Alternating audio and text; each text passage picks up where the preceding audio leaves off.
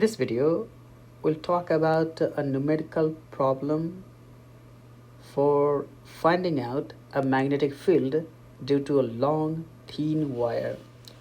We have a long wire here which is carrying a current of 2 ampere in the upward direction and onto the plane of the paper, and we are interested in finding out the magnetic field at point P, which is 2 centimeter from the wire.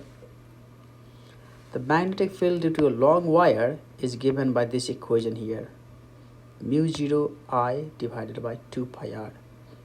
This is a constant which is already given here. So just plug in all the values here. 4 pi times 10 to the minus 7. The current is 2 ampere. 2 pi r is 2 centimeter. And we have to make sure that all the units are in SI system. So you change r to from 2 centimeter to meter here, which is 2 times 10 to the minus 2. If you solve it, this is the number you get. So this is the magnitude of the magnetic field at this point P. And now we need to find out the direction.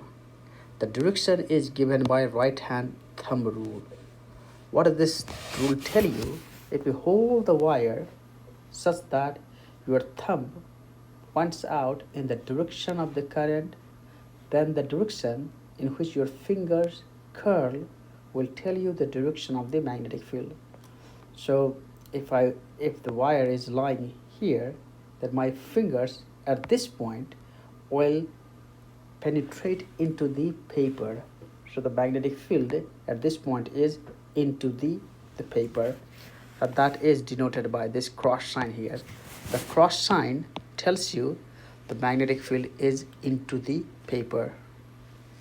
So this is it. We easily found out the magnitude and direction of the magnetic field due to a long thin wire. Thank you very much.